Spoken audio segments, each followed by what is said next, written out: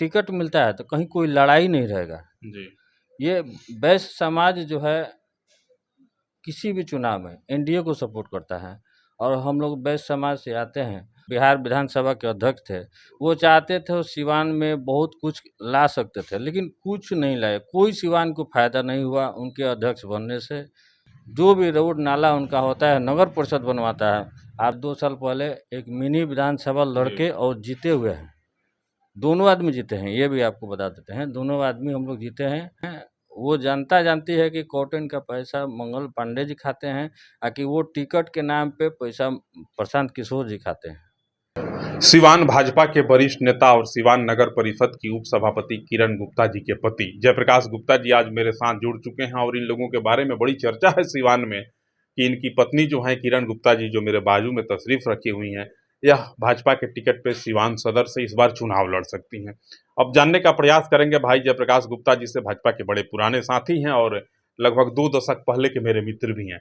अच्छा, हमको भी लग रहा है कि अगर टिकट मिलता है, चुनाव ही लड़ते हैं तो अच्छी बात है। लेकिन जानने का प्रयास करते हैं कि इन चर्चाओं में कितनी सच्चाई है। बहुत स्वागत, बहुत वंदन।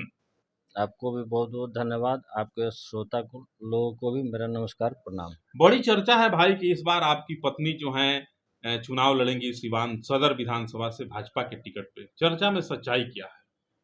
देखिए, हम लोग प्रयास कर रहे हैं, चूँकि हम लोग बीजेपी के क्या जनसंघ के ज़माने से हम लोग बीजेपी के सपोर्टर हैं, जी। कार्यकर्ता हैं, पदाधिकारी भी रह चुके हैं, आज भी जिला कार्य समिति के सदस्य हैं और पत्नी मेरी जिला मंत्री हैं, उप सभापति भी हैं।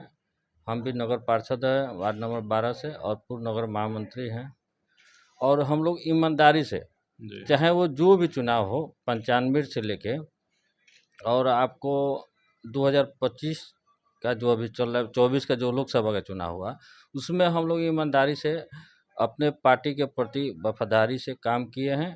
चाहे एनडीए हो, चाहे बीजेपी का प्रत्याशी हो, जो भी आया है उसके साथ हम लोग ईमानदारी से काम करके पार्टी प्रत्याशी को जिताए हैं और हम लोग काम किए हैं। तो यही आशा उम्मीद के साथ हम लोग प्रदेश नेतृत्व से हम लोग मांग करते हैं, अपने गार्जियन तुल्य मान लीजिए हमारे जो सिवान के लाल हैं, मंगल बाबा से भी हम मांग किए हैं, हमारे जिला अध्यक्ष राहुल तिवारी से भी मांग किए हैं कि हम लोग एक मौका दिया जाए।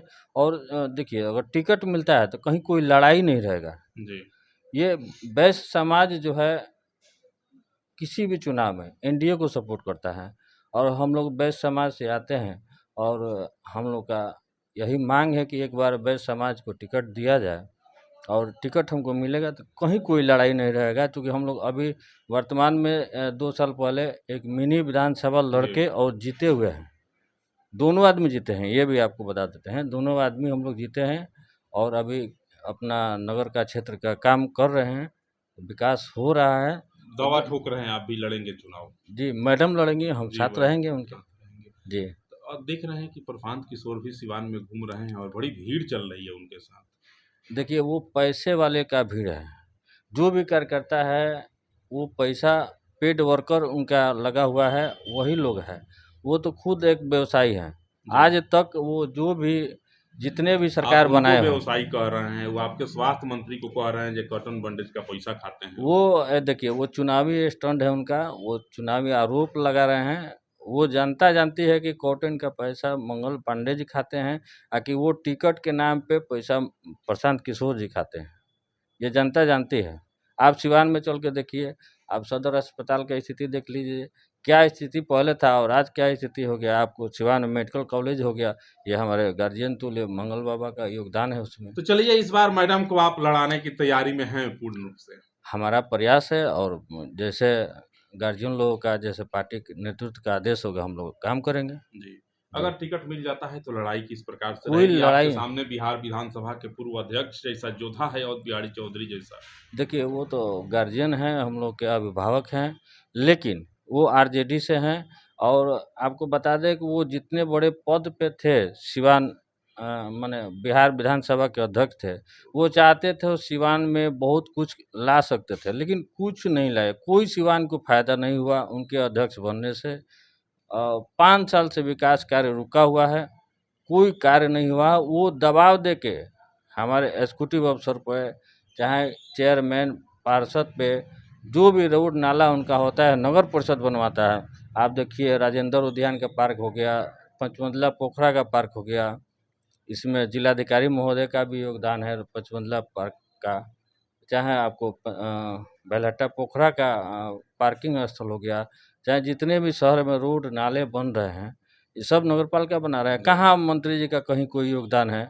किस प्रकार की लड़ाई रहेगी जयप्रकाश भाई? कोई लड़ाई नहीं रहेगा भैया।